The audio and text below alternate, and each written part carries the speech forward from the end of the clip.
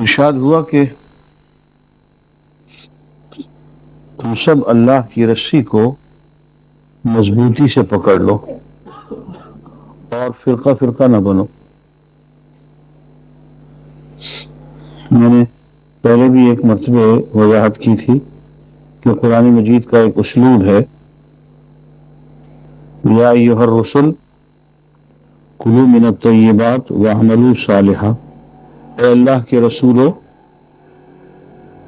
پاکیزہ رزق کھاؤ اور پاکیزہ اعمال کرو.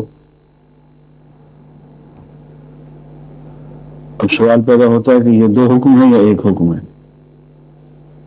پاکیزہ رزق کھاؤ اور پاکیزہ اعمال کرو.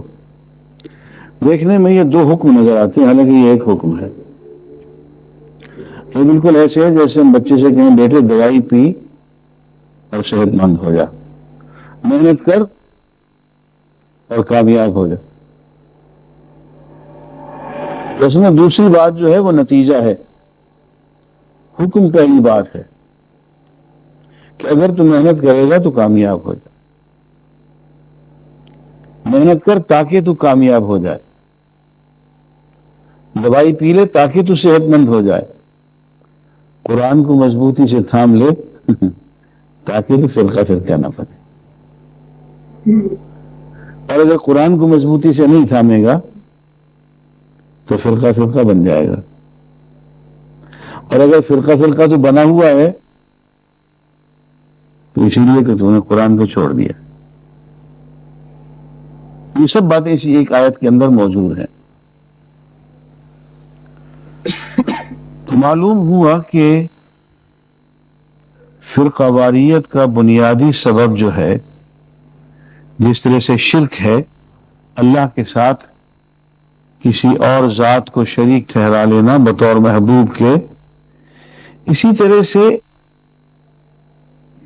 فرقہ واریت کا ایک بنیادی سبب ترک قرآن ہے کہ قرآن کے مقابلے میں اور کتابوں کو، کسی اور کی تعلیم کو اتنی ہی اہمیت دے دی جائے.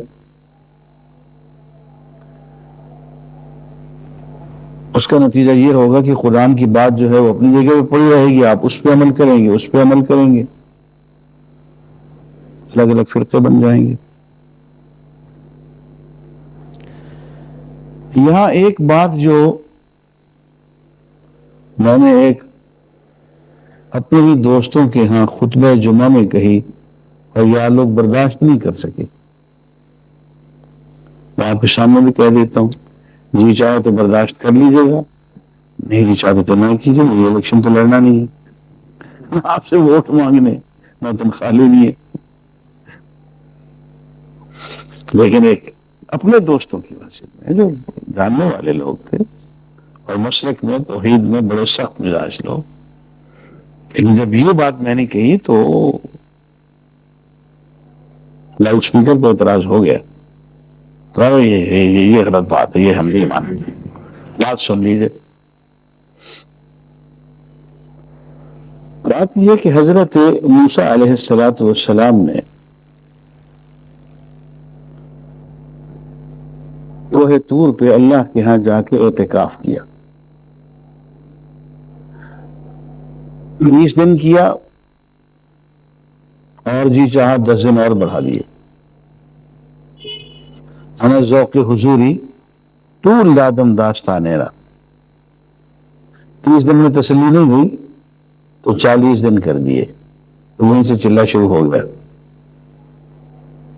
کہ 40 دن ہونے چاہیے. جب گئے تو بطور اپنے نائب کے حضرت ہارون علیہ السلام کو اپنی قوم میں چھوڑ گئے.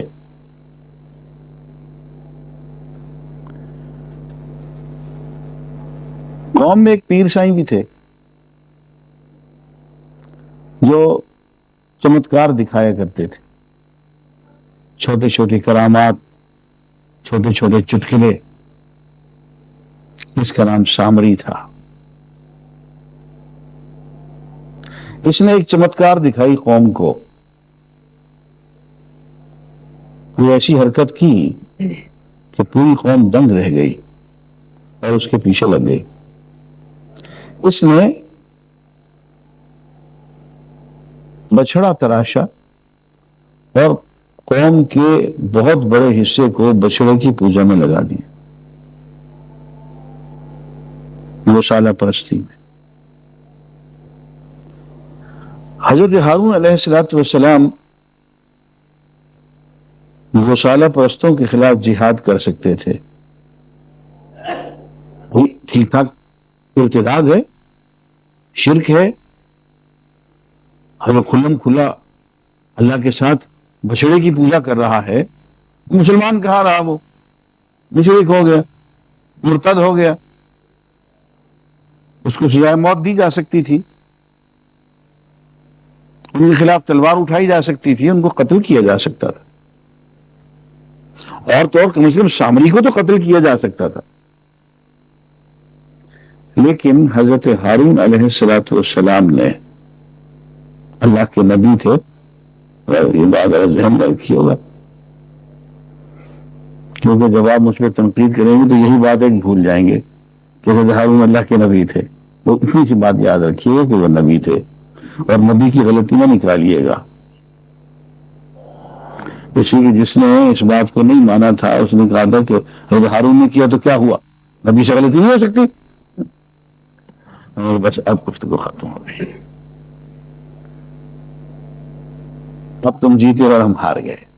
وہ جو اس نبی کی غلطیاں پکڑ رہا ہے اس کے ساتھ ہماری بحث نہیں ہو سکتی. بھائی حضرت ہارون علیہ السلام نے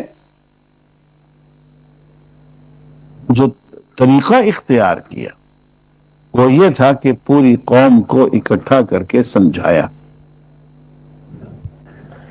کہ دیکھو اے بنی اسرائیل، وہ بچڑا یہ مخلوق ہے، وہ خدا نہیں ہے، اور اس کے سامنے رکوع کرنا، سجدہ کرنا، اس سے مرادیں مانگنا،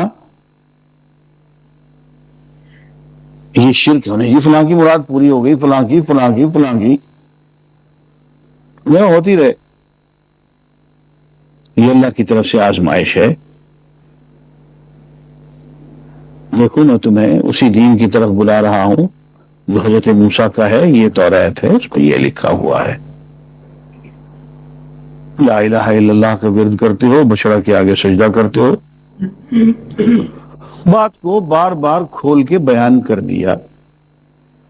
جن لوگوں نے حضرت ہارون کی بات مان لی وہ ایک طرف ہو گئے، بچڑا پرستی سے توبہ کر لی، اور جو ضد پہ اڑ گئے ان کے خلاف حضرت ہارون علیہ السلام نے جہاد نہیں کیا، لڑائی نہیں کی، کسی کو مارا نہیں، پیٹا نہیں، کسی کے خلاف کفر کا فتویٰ بھی نہیں دیا، کوئی ایسی کارروائی نہیں کی کہ حضرت موسیٰ کے آتے تک قوم جو ہے دو گروہوں میں کھلم کھلا تقسیم ہو چکی ہو. ایسا نہیں ہونے دیا. اندر سے وہ تقسیم ہو چکی تھی لیکن ان کو اکٹھا ایک امت کی حیثیت سے باقی رکھا. حضرت موسیٰ علیہ السلام آ گئے. اب جو انہوں نے دیکھا کہ ارے یہ کیا ہے گوشالہ، لیکن کیا کرتے ہو، اس کے سے تو بڑے فائدے ہوئے سے مانگتے ہیں، اس سے تو ساری حاجتیں پوری ہوتی ہیں. جی بیٹا مانگا بیٹا مل گیا، بیٹی مانگی بیٹی مل گئی، رزق مانگا وہ مانگا وہ سب ہوتا. ہارون کہاں ادھر ہے. اچھا تم بیٹو بیٹی تو بات نہیں. پہلے پکڑ کے حضرت ہارون کو مارنا شروع کر دیا. قرآن کے الفاظ یہ ہیں کہ اس کو سر سے پکڑ کے بالا سے، کبھی داڑھی کے بالا سے نوچا، مارنا شروع.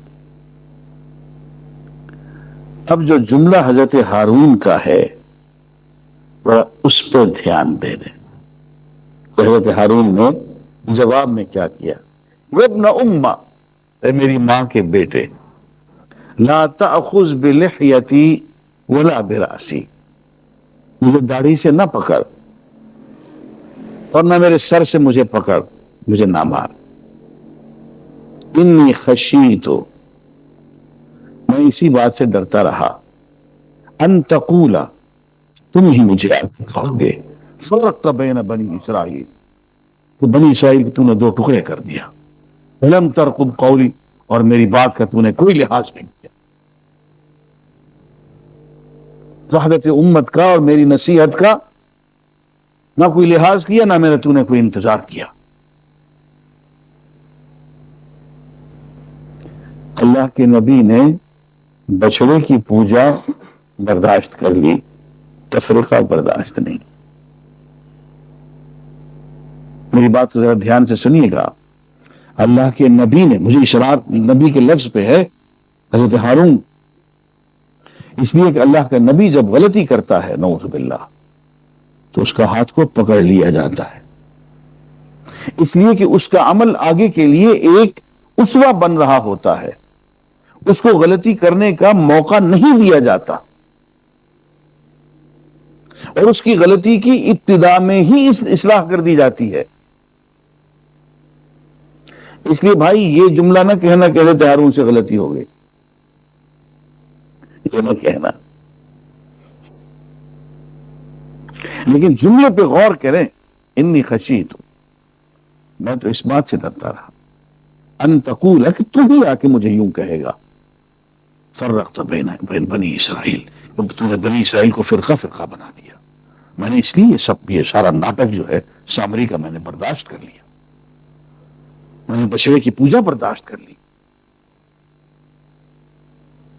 تو عزیزان گرامی، میں اپنے ان بھائیوں سے جو توحید میں ذرا شدت فرماتے ہیں، نیک نیتی سے ایسا کرتے ہیں، میں صرف ان سے یہ کہا کرتا ہوں کہ بھائی اگر اللہ کا نبی بچڑے کی پوجا دیکھتا ہے اپنی آنکھوں سے، دل ہی دل میں کوڑتا ہے، نصیحت کرتا ہے، بات وضاحت سے بیان کرتا ہے، اتمام حجت کرتا ہے، لیکن قوم کو دو ٹکڑے نہیں ہونے دیتا، تو کیا ہم ایسا نہیں کر سکتے؟ ایک بات میں آج آپ لوگوں سے پھر کہتا ہوں، ذرا اس کو دھیان سے سنیے۔ 1400 سال گزر گئے، ہمارے شیعہ بھائیوں کے عقائد میں کوئی تبدیلی تو نہیں آ گئی؟ وہی ہونا جی، جو آج سے 1200 سال پہلے، 1300 سال پہلے تھے، آج بھی وہی ہے، عقائد تو نہیں بدلے۔ یکایک کچھ انکشافات ہمیں ہو گئے، کوئی تو بڑا غلط ہو گیا، یہ 1400 سال ہم اکٹھے کیوں رہے؟ بڑی غلطی تھی، اب تک ہم نے ان کو مارا کیوں نہیں تھا؟ ان کو مارنا چاہیے تھا۔ بڑی غلطی ہو گئی، اب تک ہم نے دیواروں پہ شیعہ کافر، کیا ہے، کافر کافر شیعہ کافر نہیں لکھا تھا، بڑی غلطی ہو گئی تھی، لکھنا چاہیے تھا۔ کیوں بھائی؟ شیخ عبد القادر جیلانی کو دین کی سمجھ نہیں تھی؟ مجدد الافسانی کو دین کی سمجھ نہیں تھی؟ میرے بھائی ابو حنیفہ کو، مالک کو، شافعی کو، احمد بن حنبل کو ان باتوں کا پتہ نہیں تھا جنہیں آج تمہیں پتہ چل گیا؟ وہ نہیں جانتے تھے کہ ان کا کفر کہاں چھپا ہوا ہے، دین کہاں چھپا ہوا ہے، توحید کہاں چھپی ہوئی ہے، شرک کہاں چھپا ہوا ہے، وہ نہیں جانتے تھے، وہ ان کی گمراہی سے واقف نہیں تھے۔ لیکن دیکھو، انہوں نے 1400 سال تک امت کو اس مقام تک پہنچایا ہے کہ یہ ایک امت بنی رہی ہے، اختلافات کے باوجود انہوں نے ان کو ایک محلے میں، ایک چھت کے نیچے، ایک ملک، ایک خلافت اس کے نیچے رکھا ہے۔ انہوں نے یہ نہیں ہونے دیں گے۔ تم نے کہا نہیں ہم یہ کر کے دکھائیں گے، اور تم نے گزشتہ 10-15 سال سے، 20 سال سے جو تماشے کیے ہیں اس کے نتائج سامنے آ رہے ہیں۔ آج بار بار مجھے ٹیلی فون آ رہا تھا کہ ڈاکٹر صاحب آپ گھر سے باہر نہ نکلیں، خطرہ ہے۔ میں نے کہا کیا خطرہ؟ کیا خطرہ ہے کہ نہیں؟ آپ میں نے کیا کیونکہ چاہتا ہے کہ یہ چپ جاؤں، میں کیا کروں؟ ہم جو ہمارے دوست کرتے ہیں اس کے نتائج تو سب کو بھگتنے پڑیں گے۔ لیکن دیکھیے پھر دوسری بات، قرآن کو دیکھیے، قرآن کیا کرتا ہے. اللہ تعالیٰ کا رویہ دیکھیے. میں سعودی عرب میں تھا، ٹیلی ویژن پہ سوال آ گیا، اور یہ پھر وہی سوال تھا جیسے ٹانگ کھینچنی مقصود تھی. تو کھینچتی ہے تو کھینچ جائے. سوال یہ تھا کہ وہ شخص جو قبر کے سامنے سجدہ کرتا ہے، جو اصحاب قبر سے مرادیں مانگتا ہے، کیا وہ مسلمان ہے یا نہیں؟ کیا اس کے خلاف جو کھلم کھلا قبر کو سجدہ کرتا ہے، مرتد ہونے کی سزا اس کو دینی چاہیے یا نہیں؟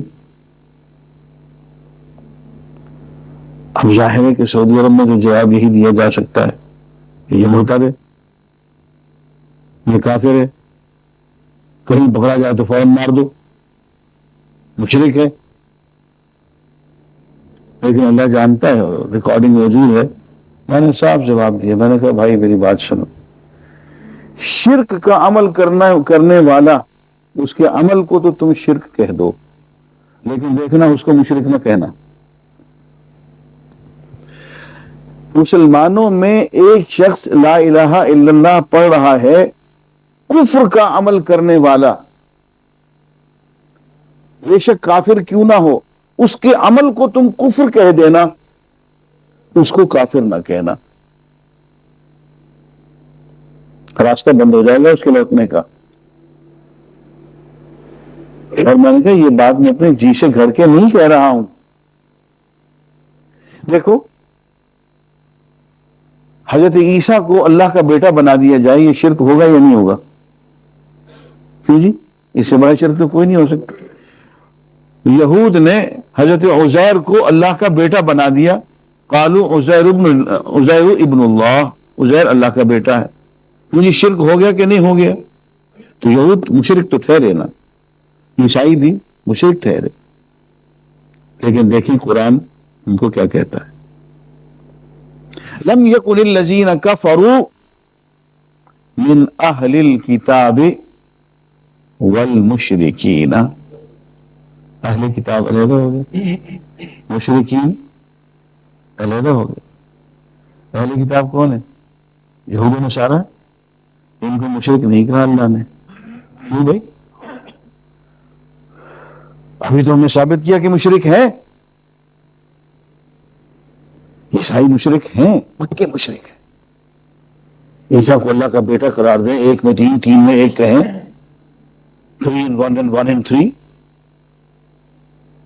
تو بیچارہ احمد دیداد کہہ رہے تھے کہ what language you are speaking.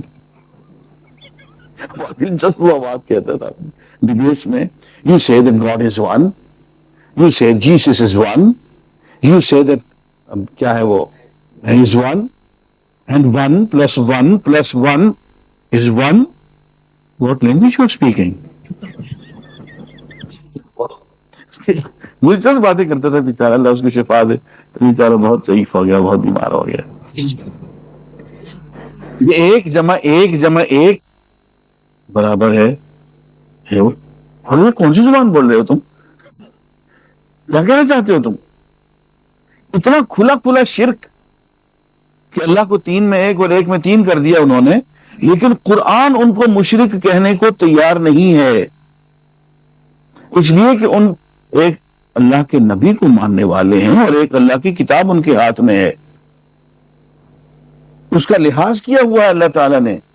تو پھر بھی میرا نام لیتے ہیں، میرے نبی کا نام لیتے ہیں. اور دیکھیے پورے قرآن مجید میں مشرک صرف ان لوگوں کو کہا گیا ہے جو کسی نبی کو بھی نہیں مانتے. غور فرمائیے آپ. ایک علمی بات میں آپ کو بتاؤں، پورے قرآن مجید میں مشرک صرف ان لوگوں کو کہا گیا ہے جو کسی نبی کو نہیں مانتے. جو شخص کسی نبی کے سائے میں آ گیا، خواہ وہ شرک کے اعمال کر رہا ہو، قرآن اس کو اہل کتاب کہے گا، مشرک نہیں کہے گا. یار اگر کوئی حضرت عیسیٰ کے سائے تلے آ جائے، بے شک مشرک ہو، اس کو دونوں اہل کتاب کہیں، کتاب والا، علم والا، بزرگی والا. جو حضرت موسیٰ کے سائے تلے آ جائے، وہ عزیر کو اللہ کا بیٹا بنا دے، اس کو تو ہم مشرک نہ کہہ سکیں کہ قرآن روکتا ہے. جو حضور کے سائے تلے آئے بیٹھا ہے، لا الہ الا اللہ کہہ رہا ہے، وہ قرآن کی تلاوت کر رہا ہے، وہ بے شک اتنا پاگل صحیح وہ جاہلانہ حرکت کر لے، وہ اس کو کچھ سمجھانے کا راستہ تو چھوڑو یار، کوئی گنجائش اس سے میل ملاپ کی تو رکھو، کوئی دروازہ تو کھلا چھوڑو، کوئی کھڑکی تو کھلی چھوڑو، وہ سارے بند کر دو گے تم؟ اس کے بعد پھر کیا ہوگا؟ وہی ہوگا جو کل مومن پورا میں ہوا ہے، اور کیا ہو؟ اور اس کے علاوہ تمہیں کیا آتا ہے؟ یہی آتا ہے۔ اور بڑے آبادی کہتے ہیں کہ میں نے جب ان سے کہا آپ کو پیار آتا ہے، ہنس کے کہنے لگے اور آپ کو آتا کیا؟ یہی آتا ہے۔ مارو کتنے مارتے ہو، مار لو۔ اس نے اس کو مار دیا، اس نے اس کو مار دیا، بڑا کمال کر دیا۔ اب دیکھیں اسکور کس کا زیادہ ہوتا ہے؟ لا حول ولا قوت الا باللہ۔